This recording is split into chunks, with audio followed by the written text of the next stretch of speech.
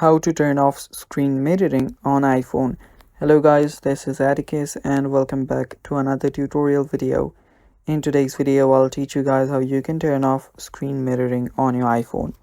So without any further ado, let's dive right into it. So the first thing that you can do is you can check which screen you're mirroring to. For that, open up your control panel, swipe down from the top right corner. Right there, you should see this icon. If you tap on it, you will see all the devices you're screen mirroring to. After you're there, what you can then do is just head back and head over to settings if you want to disable your screen mirroring. After you're on your settings, scroll down and head over to general. Under general, you should find an option called AirPlay and Continuity. Tap on AirPlay and Continuity and there you should see automatic AirPlay.